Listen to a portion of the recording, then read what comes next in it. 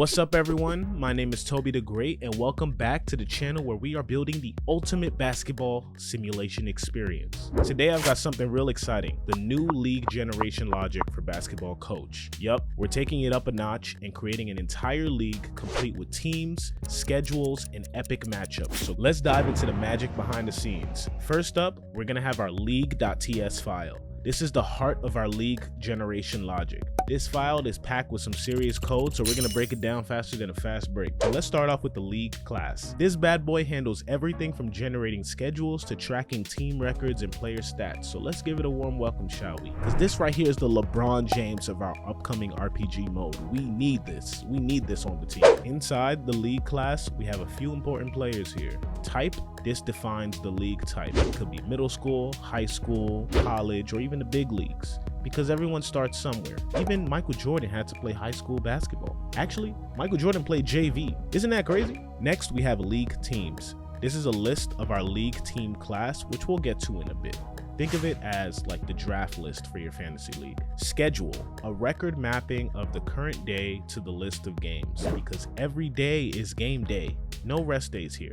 And then we have the team records and player stats variables, which help track the wins, losses, and player stats respectively. Now, let's talk about the constructor. When we create a new league, we initialize our league type and teams. We also set up empty records for schedules, team records, and player stats. It's like laying the foundation for a championship winning team. You can't build a dynasty without some solid groundwork, right? Let's now dive into some of the actual methods. First up is the generate schedule method. This method ensures that every team plays against each other at least once. It's like setting up a round robin tournament, but without the actual robin. And we make sure that no team plays twice in one day because, well, even virtual players need to rest. And next we have the assign games to schedule days method. It's a bit wordy for a title, but this is where some magic happens. It assigns games to random days while ensuring that the total games assigned on one day is never more than the maximum. Next is the track win-loss method. This one keeps our team records up to date after each game. It tracks wins, losses, and even keeps a record of that day's winners and losers. Following this is the play league day method, which simulates all the games for a given day. It updates player stats and tracks the results. And we have the add player stats method, which, well, it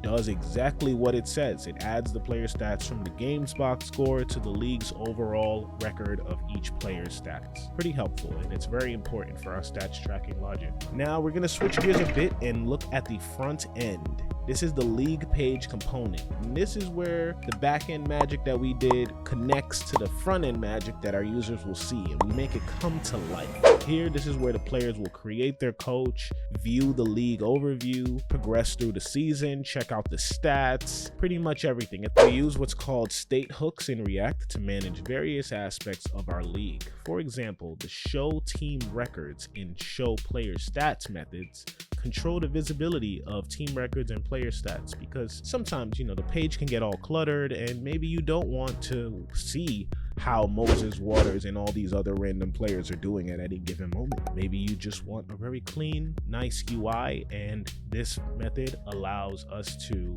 present the user the option to cover that up. Players are also able to view the league schedule thanks to our league schedule component, which displays the daily matchups, and we've added a toggle here as well so you can hide the previous day's games and only see the current day. And that's pretty much a wrap for our current version of our league generation feature. I hope you enjoyed this deep dive into our basketball game's newest update, and if you did, feel free to subscribe and also hit that notification bell so you don't miss an update on further improvements and videos that we make on BasketballCoach. See you in the next one. Thanks for watching and peace out.